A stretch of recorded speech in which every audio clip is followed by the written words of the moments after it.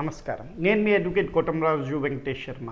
చట్టం ఏం చెప్తుంది? మీ అకౌంట్ ఫ్రీజ్ అయింది, పోలీసులు మీకు ఫ్రీజ్ చేశారని చెప్పి తెలిసింది. మీరు కంగారు పడక్కర్లేదు, మీరు బయలుదేరి ఇండియా రావక్కర్లేదు. మీరు పోలీసుల్ని కాంటాక్ట్ చేసి ఎందుకు వాళ్ళు ఫ్రీజ్ చేశారు అని మీరు ఆ అక్నాలెడ్జ్మెంట్ నెంబరు, క్రైమ్ నెంబరు తెలుసుకుంటే సరిపోతుంది. పోలీసులకి ఉన్న పవర్స్ ఏమిటి, పాత చట్టము కొత్త చట్టము ఏంటి తేడా, కొత్త చట్టము ఎన్ఆర్ఐస్కి ఇచ్చిన రక్షణ ఏమిటి అనేది ఇప్పుడు చూద్దాం.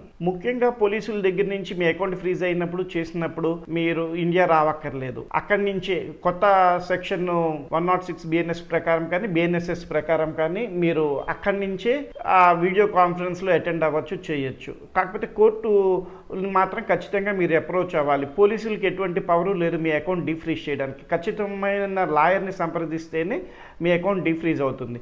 మీరు బ్యాంకుకి మెయిల్స్ పెట్టినా, పోలీసులకి రికమెండేషన్స్ చేయించినా ఎటువంటి ఉపయోగం లేదు. ఒకసారి పోలీసులు కనుక అకౌంట్ ఫ్రీజ్ చేస్తే డీఫ్రీజ్ చేసే అధికారం కోర్టుకు మాత్రమే ఉంటుంది అని మీరు గుర్తుపెట్టుకోవాలి.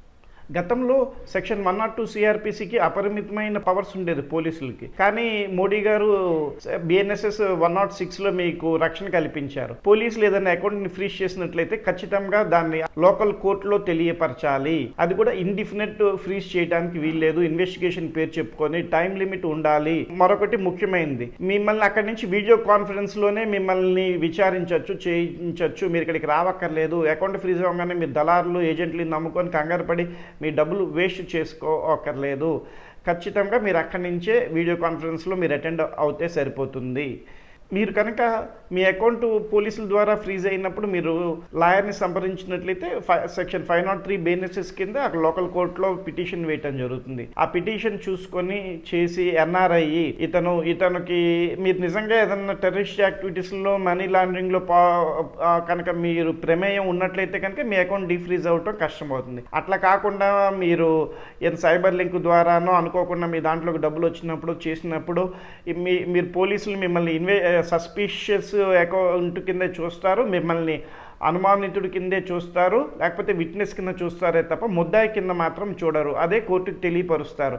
కోర్టు వాటన్నిటిని పరిగణలోకి తీసుకొని మీకు ఎటువంటి క్రైమ్తో కనుక సంబంధం లేనప్పుడు చేసినప్పుడు ఖచ్చితంగా మీ అకౌంట్ డీఫ్రీజ్ చేయమని ఆర్డర్ ఇస్తుంది. లేకపోతే కనుక మీ అకౌంట్ని ఎంత అమౌంట్ అయితే డిస్ప్యూటెడ్ ఉందో ఆ డిస్ప్యూటెడ్ అమౌంట్కి మిమ్మల్ని ఇండెమ్నిటీ బాండ్ ఇవ్వమని చెప్పి ఆ ఇండెమ్నిటీ బాండ్ తీసుకొని ఆ అకౌంట్ వరకు ఆ అమౌంట్ వరకు కూడా మీకు ఫ్రీజ్లో ఉంచి మిగతా అకౌంట్ని యథావిధిగా వాడుకునేటట్టుగా సాధారణంగా కోర్టులు అయితే ఆర్డర్ ఇస్తుంటాయి.